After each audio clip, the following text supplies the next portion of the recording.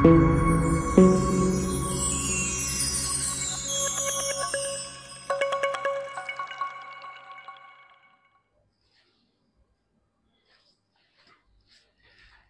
बच्चों, क्या हाल चाल। गुड। उम्मीद करता हूँ सारे बच्चे अच्छे से होंगे, अच्छे से पढ़ रहे होंगे बच्चों। फाइनली फिर से आए एक न्यू वीडियो को लेकर, जिसके हम डिस्कस करें क्लास 12th की इलेक्ट्रोस्टैटिक्स के बारे में, जिसमें हमने डिस्कस कर लिया था बच्चों। हमने पार्ट सेकंड चैप्टर में डिस्कस करा था हमने, जिसमें डिस्कस करा था हमने इलेक्ट्रिक फ्लक्स एरिया वेक्टर। ठीक है, जिसमें फॉर्मूला देखा था फाई इक्वल होता है ई ए कॉस थीटा बच्चों। ठीक है, तो आप पहले प्रीवियस वीडियो को देखिए, देन उसके बाद देखिए, क्योंकि मैं कंटिन्यूअसली सीक्वेंस में वीडियो बना रहा हूँ, जिसमें आपको अच्छे से समझ में आ जाएगा बच्चों। ठीक है, और आज जो वीडियो का पर्पस रहने वाला है वो रहने वाला है प्लेन एंगल, सॉलिड एंगल और गॉस लॉ बच्चों। ठीक है, बिना टाइम को वेस्ट करे हुए वही एनर्जी के साथ स्टार्ट करते हैं बच्चों। ठीक है, आरी बात समझ में। ठीक है, स्टार्ट करते हैं बच्चों। तो टॉपिक लिखता हूं पहले, सबसे पहले अपना टॉपिक हो जाएगा बच्चों यहाँ पे प्लेन एंगल। प्लेन एंगल काम आएगा बच्चों ये आपके वैसे। प्लेन एंगल तो आपको पता ही, कोई दिक्कत नहीं है। प्लेन एंगल किसको बनाएंगे? फॉर एग्जांपल जैसे मैं एक सर्कल बनाऊं, छोटा सा बच्चों, एक सर्कल बनाऊं यहाँ पे, ये मैंने इसका नाम देता हूँ ओ सेंटर। ओ सेंटर दिया, ठीक है, सेंटर पॉइंट इसका ओ हो गया, कोई दिक्कत नहीं यहाँ पे। इसको अगर मैं मीट करूं बच्चों यहाँ से, इसको अगर मीट करूं यहाँ से, आपको मालूम है ये किसके इक्वल था? रेडियस के इक्वल। और इसको अगर मैं यहाँ से भी मीट करूं, ये भी किसके इक्वल हुआ? रेडियस के इक्वल। और आपको पता है ये क्या चीज होती है बच्चों? ये वाली इसको क्या नाम देते हैं? इसको नाम देते हैं इस वाले डिस्टेंस को, इसको नाम देते हैं एल नाम। अगर मैं नाम दूं तो इसको बोलते हैं आर्क। क्या बोलते हैं इसको? आर्क बोलते हैं इसको, बोलते हैं इसको आर्क। ठीक है, तो क्या कहता है, देखो लिख रहा हूं, आप बोलोगे angle subtended by an arc, angle subtended by an arc to its radius। भाई सिंपल सी बात, ये एंगल जो सस्पेंड कर रहा है यहाँ पे, जो इसको थीटा नाम दो, मैं ये रेडियस से तो कर रहा है यहाँ पे, angle subtended by an arc to its radius to the centre of a circle. इसको क्या नाम दोगे? बोलो प्लेन एंगल। क्या नाम दोगे बच्चे इसको? Plane angle. आदिवासी में किससे डिनोट करते हैं इसको? थीटा से। तो ये होता है बच्चों कुछ नहीं, बेसिकली ये प्लेन एंगल जो होता है, ये होता है लेंथ ऑफ एन आर्क को आप डिवाइड कर दो उसके रेडियस ऑफ अ सर्कल से, रेडियस ऑफ अ सर्कल। ठीक है, फॉर एग्जांपल थीटा इक्वल क्या हो जाएगा? लेंथ को मैंने अगर किससे रिप्रेजेंट करा बच्चों? थीटा से। लेंथ को रिप्रेजेंट करा मैंने एल से, तो ये रेडियस क्या हो जाएगा? Small R. तो ये हुआ एक छोटा सा formula, length of an arc को डिवाइड करोगे उसके रेडियस से, ये क्या हो जाएगा बच्चों? प्लेन एंगल के लिए। समझ में बात? यूनिट की बात करूं बच्चों, इसकी यूनिट जो होती है, इसकी यूनिट होती है बच्चों रेडियन। ठीक है, इसकी यूनिट क्या होती है? रेडियन। कोई दिक्कत नहीं यहाँ पे। क्या कहा मैंने? एंगल सस्पेंडेड, एंगल जो सस्पेंड कर रहा है ये आर्क के सेंटर से, वो किसके इक्वल होता है? बोलो लेंथ ऑफ द आर्क को डिवाइड करते हैं उसके रेडियस से। समझ में बच्चों? बोलो कोई दिक्कत नहीं। बट मेन जो गॉस लॉ में जो काम आएगा बच्चों, सॉलिड एंगल काम है। क्या काम आएगा? Solid angle. ब्लर तो नहीं हो रहा, देख ले तो अच्छे से पहले। ब्लर नहीं हो रहा बच्चों, कोई दिक्कत नहीं यहाँ पे। ठीक है, ब्लर नहीं हो रहा है। ठीक है, आ रही बात समझ में? ठीक है, तो डिस्कस करते हैं उसके बाद सेकंड पार्ट, सॉलिड एंगल बच्चों। सॉलिड एंगल, अब ये क्या बना हुई भाई सॉलिड एंगल? देखते हैं बच्चों सॉलिड एंगल क्या है। आप बनाओगे पहले एक सरफेस बनाओ, ऐसे एक सर्कल बनाया आपने यहाँ पे। सॉलिड का मतलब पूरा सॉलिड है, अंदर से भी सॉलिड है बच्चों। ठीक है, ये सेंटर हो गया, तो आप क्या करोगे बच्चों? वैसे ही करोगे सेम, कोई अलग बात नहीं। इसको मीट कराओ यहाँ पे, इसको मीट करा तो ये क्या होगा? इसका रेडियस, ये भी क्या होगा? इसका रेडियस। बट होता क्या, आप इसमें जो एंगल लोगे ना, उसमें थीटा दिया, तो इसमें आप डी ओमेगा लो बच्चों। क्या लो? डी ओमेगा, छोटा सा एंगल जिसको मैंने डी ओमेगा नाम दे दिया। क्या प्रॉब्लम है? कोई दिक्कत यहाँ पे? ठीक है, आप क्या करो, इससे एक एरिया आप क्या करो यहाँ पे, इसका एरिया वेक्टर निकालो यहाँ पे। एरिया इसका ये होगा, इस सरफेस का। भाई इस सेंटर हुआ, इसका एरिया वेक्टर क्या होगा? इसका परपेंडिकुलर हुआ, तो ये इसका परपेंडिकुलर ये हो जाएगा कुछ यहाँ पे एरिया वेक्टर। कोई दिक्कत? इसको मैं नाम देता हूँ बच्चों, इसको डीए नाम दे देता हूँ। क्या नाम दूं इसको मैं? अच्छा, इसका नाम देता हूँ पहले मैं यहाँ पे डीए। क्या नाम दूं? डीए। तो इसका एरिया वेक्टर क्या होगा? यही होगा कुछ, इसका एरिया वेक्टर यही होगा। आप बोलोगे जो ये सॉलिड एंगल होता है, ये होता है यहाँ पे, ये होता है यहाँ पे डीए।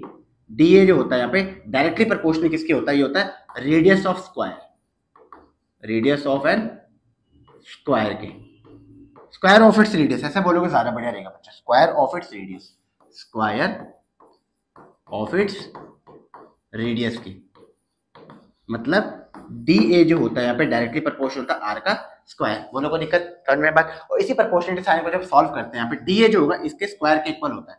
और डी ए को आप सॉल्व करोगे यहाँ पे, डी ए को अगर आप सॉल्व करोगे तो बच्चों होता है क्या यहाँ पे, डी ए इक्वल हो जाएगा डी ओमेगा आर का स्क्वायर। कोई दिक्कत? यहाँ पे डी ओमेगा लिखो, डी ओमेगा जो हो जाएगा D A upon R square. ये हो जाएगा बच्चों सॉलिड एंगल के लिए फॉर्मूला, छोटा सा फॉर्मूला। क्या हो जाएगा यहाँ पे?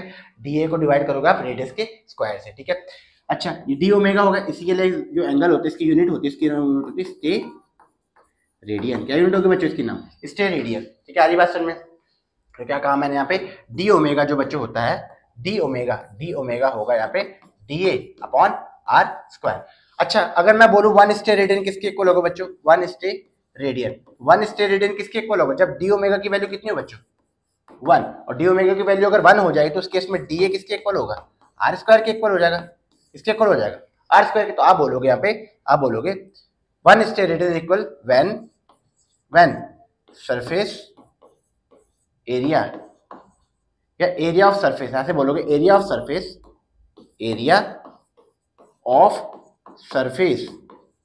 Is equal to the radius of square. ठीक है, 1 स्टे रेडियन किसके इक्वल होगा? जब एरिया ऑफ सरफेस क्या हो? डी ए किसके इक्वल हो?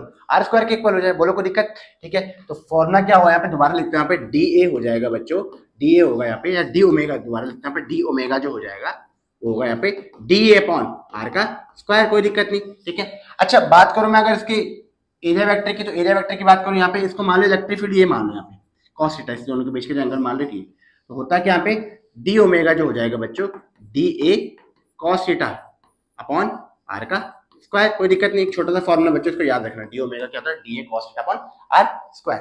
ठीक है, बात करूं बच्चों इसकी एरिया कैलकुलेट करें, अगर यहाँ से हम एरिया कैलकुलेट करें, इसका एरिया कैलकुलेट करें, तो एरिया कैलकुलेट करें तो इसके लिए मैं ओमेगा नाम देता हूँ, ओमेगा। तो डी ए कितना हो जाएगा? डी ए की वैल्यू रखो एरिया की ए अपॉन आर स्क्वायर। एरिया जो होगा इसका एरिया क्या होगा बच्चों? इस पेयर का एरिया 4 पाई आर स्क्वायर। क्या होगा बच्चों? 4 पाई आर स्क्वायर। आर स्क्वायर यही, आर से आर कैंसिल आउट, तो ओमेगा की जो वैल्यू आएगी वो क्या आएगी बच्चों?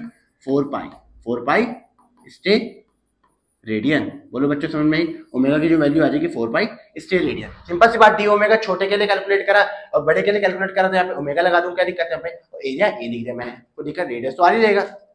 आ रही बात समझ में? तो सॉलिड एंगल के लिए ये वाला फॉर्मूला होता है, डी ओमेगा क्या हो जाएगा? डी ओमेगा हो गया यहाँ पे 4 पाई आर स्क्वायर को डिवाइड करोगे आर स्क्वायर से 4 पाई की इक्वल आएगा। समझ में बात बच्चों? कोई दिक्कत यहाँ पे? ठीक है, डिस्कस करते हैं, उसके बाद हम डिस्कस करेंगे, उसके बाद डिस्कस करते हैं बच्चों गॉस लॉ। क्या डिस्कस करते हैं? Gauss law. तो गॉस लॉ बच्चों होता है क्या? सबसे पहले एक रिलेशन होता है, relation between electric flux through it's surface and enclose charge. क्या हुआ बताता हूं। ये क्या कहता है यहाँ पे? गॉस लॉ कहता है यहाँ पे फ्लक्स जो फाई इक्वल, जिसको हमने लिखा था यहाँ पे ई वेक्टर डॉट डी ए वेक्टर, ये किसके इक्वल होता है बच्चों? क्यू अपॉन एप्सिलॉन नॉन के इक्वल होता है। किसके इक्वल होता है? क्यू अपॉन एप्सिलॉन नॉन के इक्वल। बताता हूँ क्या ये क्या कहता है यहाँ पे। मान लो कोई इनक्लोज सरफेस है, यहाँ पे चार्ज रखा आपने क्यू, कोई दिक्कत नहीं, आपको पता है इससे इलेक्ट्रिक फील्ड लाइन जाती है, इलेक्ट्रिक फील्ड लाइन जाएगी, तो ये जो इलेक्ट्रिक फील्ड लाइन जाएगी यहाँ पे, मान लो एंगल डी ओमेगा मान लो, तो इलेक्ट्रिक फील्ड लाइन जो जाएगी वो कहता है यहाँ पे फ्लक्स जो होता है यहाँ पे, वो होता है यहाँ पे क्यू अपॉन एप्सिलॉन नॉन के इक्वल होगा। जो आपने इनक्लोज रखा उसी के इक्वल, क्यू को डिवाइड करोगे एप्सिलॉन नॉन के, और क्यू की वैल्यू जो होती है जितने मर्जी चार्ज हो, चाहे 1 2 3 4 सबको ऐड करोगे, या क्यू समेशन कर दो आप, Q summation upon epsilon naught, enclose कर देना पे, इनक्लोज्ड। ठीक है, Q enclose upon epsilon naught के इक्वल। बोलो समझ में बात? बता क्या क्या relation between electric flux to its surface and enclose charge. तो फ्लक्स होता है E dot D A Q upon epsilon naught के इक्वल। बोलो बच्चों को दिक्कत? ठीक है, तो क्या कहा मैंने यहाँ पे? अच्छा इसको प्रूफ करते हैं बच्चों, थोड़ा सा इसको थोड़ा प्रूफ करते हैं, जरा ध्यान से देखना है गॉस लॉ को। ठीक है, प्रूफ करेंगे तो सिंपल सी बात है, मैंने यहाँ पे क्या बनाया, पेयर बनाया, यहाँ पे चार्ज रख दिया क्यू, कोई दिक्कत? यहाँ पे चार्ज रख दिया, इलेक्ट्रिक फील्ड लाइन कुछ ऐसे जाएगी, यहाँ पे एंगल क्या हो जाएगा यहाँ पे? D omega. ठीक है, अच्छा इस सरफेस की बात करूँ मैं यहाँ पे, इस सरफेस की, अगर छोटे सरफेस की बात करूँ, यहाँ पे सरफेस की बात करूँ, तो यहाँ पे जो इसका एरिया वेक्टर होगा बच्चों, एरिया वेक्टर ये कुछ होगा इसका परपेंडिकुलर। ठीक है, डी ए, और इलेक्ट्रिक फील्ड लाइन क्या होगी? ये इलेक्ट्रिक फील्ड लाइन क्या होगी इसकी? ये इलेक्ट्रिक फील्ड लाइन, तो एंगल कितना बचेगा इसमें? बोलो, तो वही निकालना है। ध्यान से देखो यहाँ पे, तो फ्लक्स क्या होता है यहाँ पे? फ्लक्स होता है यहाँ पे ई वेक्टर डॉट डी ए वेक्टर कॉस थीटा। कोई दिक्कत नहीं यहाँ पे। Electric field due to point charge कितना होता है बच्चों? इलेक्ट्रिक फील्ड, अच्छा पहले छोटा फ्लक्स कैलकुलेट करते हैं, डी फाई कैलकुलेट करेंगे तो क्या हो जाएगा बच्चों? Electric field dot D A cos theta. Electric field due to point charge कितना होता है बच्चों? बताया था आपको, electric field due to point charge होता है 1/4 pi epsilon naught Q upon R square, कोई दिक्कत नहीं, इसका रेडियस आर मान लो, ठीक है। तो ये होगा यहाँ पे 1/4 pi epsilon naught Q upon R का स्क्वायर, कोई दिक्कत नहीं यहाँ पे। और वो तो ऐसे रख दो यहाँ पे D A cos theta upon D A cos theta, ठीक है। अब एक काम करो जरा यहाँ पे, क्योंकि मुझे इंटीग्रेट करना है यहाँ पे ना, डी फाई तो कांस्टेंट चीज को बाहर निकाल लो, Q upon 4 pi epsilon naught को यहाँ रख दो, और बचा क्या यहाँ पे D A cos theta upon R का स्क्वायर, बोलो कोई दिक्कत। अभी भी कुछ टाइम पहले मैंने आपको बताया बच्चों, D A cos theta upon R square क्या होता है यहाँ पे, D A upon cos theta upon R square क्या होता है यहाँ पे, देखो D A cos theta upon R square किसके इक्वल होता है, डी ओमेगा के इक्वल होता है, कोई दिक्कत नहीं यहाँ पे। तो रखो वैल्यू को यहाँ पे, क्या आ जाएगा यहाँ पे डी फाई ई, ये होगा यहाँ पे Q upon 4 pi epsilon non, ये आ जाएगा डी ए कॉस, दोबारा से लिखता है कॉस थीटा अपॉन आर का स्क्वायर, तो ये आ जाएगा यहाँ पे डी फाई ई, आ जाएगा यहाँ पे बच्चे Q upon 4 pi epsilon non D omega, ठीक है। आधी बात समझ में, डी ओमेगा आ गया। अब कर दो यहाँ पे इसको इंटीग्रेट करने के लिए क्या करोगे, इसको इंटीग्रेट करने के लिए करो आप यहाँ पे फ्लक्स कैलकुलेट करो, पूरा फ्लक्स कैलकुलेट करोगे तो यहाँ पे क्या हो Q upon 4 pi epsilon non, और इससे लगा दो इंटीग्रेशन का साइन डी ओमेगा।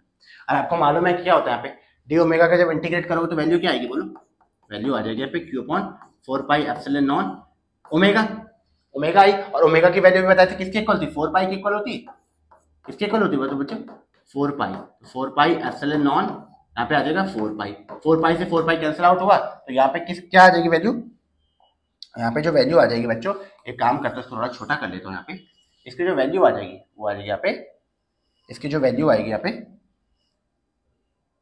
इसकी जो वैल्यू आ जाएगी वो आएगी यहाँ पे फाई ई, यहाँ पे आएगा Q upon epsilon non. Prove हो गया बच्चों, कोई दिक्कत यहाँ पे, क्या कहा मैंने यहाँ पे क्यू अपॉन एप्सिलॉन नॉन के इक्वल आ गया, समझ में ये बात, प्रूव करने के लिए आता है यहाँ पे, समझ में ये बात बच्चों। उसके बाद बताऊं मैं आपको थोड़ा सा बच्चों, मान लो जैसे यहाँ पे एक सरफेस बनाया मैंने और चार्ज रखा मैंने Q1 Q2 plus Q3 plus Q4 और साथ में रखा Q5 और Q6, आपको बोला जाए इलेक्ट्रिक फ्लक्स बताओ, इलेक्ट्रिक फ्लक्स, तो आप बोलोगे यहाँ पे सिंपल सी बात है इनक्लोज सरफेस के इक्वल, बोलोगे यहाँ पे इलेक्ट्रिक फ्लक्स जो होता है यहाँ पे Q अपॉन एप्सिलॉन नॉन के इक्वल, कोई दिक्कत नहीं यहाँ पे। तो आप बोलोगे सिंपल से यहाँ पे ये होता है यहाँ पे समेशन, इनक्लोज हो गया ना, इनक्लोज समेशन हो जाएगा यहाँ पे Q1 प्लस Q2, कितने चार्ज अंदर Q1 Q2 Q3 Q4 plus Q3 plus Q4, total charge को डिवाइड करोगे एप्सिलॉन, उससे कोई मतलब नहीं बाहर कितना बच्चों, वो इनक्लोज चार्ज की बात कर रहे हैं। फ्लक्स कितना आ जाएगा, फ्लक्स आ जाएगा बच्चों Q1 Q2 Q3 Q4 epsilon, बोलो कोई दिक्कत यहाँ पे। और एक छोटा नोट बच्चों, नोट ये यहाँ पे, अच्छा इसी सरफेस को क्या बोलते हैं बच्चों, गॉसियन सरफेस, क्या बोलेंगे इसको, गॉसियन सरफेस बोलेंगे। तो बताते हैं यहाँ पे गॉसियन सरफेस जो होता है ना बच्चों, गॉसियन सरफेस के कैरेक्टरिस्टिक, या गॉसियन सरफेस सबसे पहले क्या होना चाहिए, Gaussian surface should be closed होना चाहिए बच्चों, क्लोज्ड होना चाहिए, और ये होता है यहाँ पे does not depend on its shape, shape पे डिपेंड नहीं करता बच्चों। कैसे शेप की बात करूं, मुझे एक बार बताओ, मान लो जैसे आपके सर्कल बनाया मैंने, यहाँ पे बनाया मैंने एक क्यूब बनाया, ठीक है, एक क्यूब बनाया मैंने, ठीक है, आरी बात सुन, और यहाँ पे क्या बनाया मैंने, सिलेंडर बनाया बच्चों, सिलेंडर बनाया, ये क्या हो जाएगा बच्चों सर्कल, यहाँ पे क्या बनाया क्यूब, और यहाँ पे क्या बनाया सिलेंडर बनाया, ठीक है। आपको बोला जाए दोनों के अंदर चार्ज क्या है, यहाँ पे क्यू चार्ज है, यहाँ पे भी क्यू चार्ज है, यहाँ पे भी क्यू चार्ज है, आपको बोला जाए फ्लक्स बताओ, तो फ्लक्स बच्चों मैंने क्या बताया, इट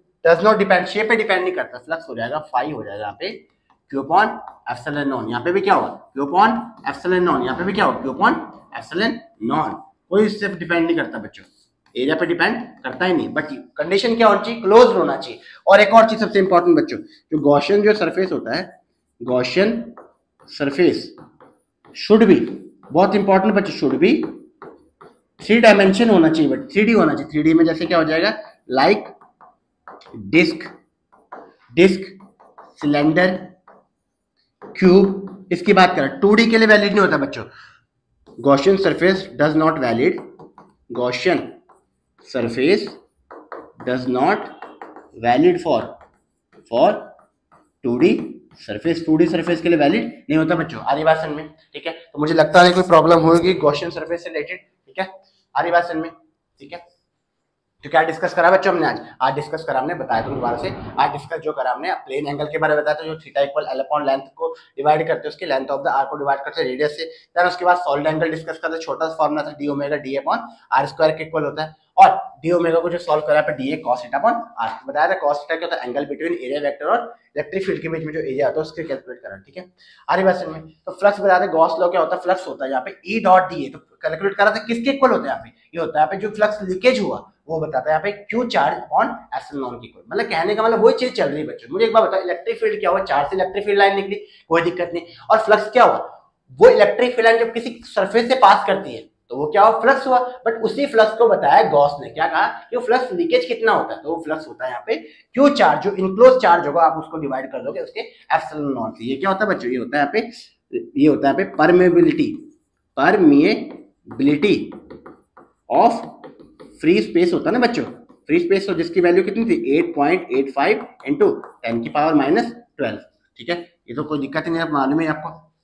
उसके बाद डिस्कस करते हैं प्रूफ डिस्कस करा यहाँ पे, जिसको हमने क्या करा यहाँ पे ई डॉट डी ए करा कॉस थीटा, और ए की वैल्यू पॉइंट चार्ज की वजह से क्या होती है, electric field due to point charge क्या होता है, मैंने बताया था यहाँ पे electric field due to a point charge, ये तो हमने पढ़ा ही है बच्चों। क्या होता है यहाँ पे ई क्या होता है यहाँ पे 1/4 pi epsilon Q upon R square, value place करें D A cos theta upon R square किसके इक्वल होता है, डी ओमेगा, और इसको जब इंटीग्रेट करा यहाँ पे तो क्या आ जाएगा यहाँ पे डी ओमेगा आया, ओमेगा की वैल्यू 4 पाई बताई थी, फ्लक्स आ जाएगा क्यू अपॉन एप्सिलॉन के इक्वल। और बताया था यहाँ पे गॉसियन सरफेस क्या होता है, क्लोज चार्ज की वैल्यू कैलकुलेट करता है, समझ में ये बात बच्चों, ठीक है। क्या हो जाएगा क्यू इनक्लोज अपॉन एप्सिलॉन। तो कैसे लगी वीडियो बताइएगा बच्चों, ठीक है। अच्छी लगेगी तो वीडियो को प्लीज लाइक करिएगा, चैनल को सब्सक्राइब करिएगा और हमारे साथ बने रहिएगा ऐसे बच्चों, ठीक है। आगे बात में तो इसके बाद जो हम डिस्कस करेंगे, अब हम डिस्कस करेंगे इसकी बच्चों एप्लीकेशन डिस्कस करेंगे गॉसियस लॉ की, इसमें हम डिस्कस करेंगे यहाँ पे electric field due to line charge sheet के बारे में, और डिस्कस करेंगे शेल के बारे में, electric field due to shell, spherical shell, और electric field due to solid non conducting sphere,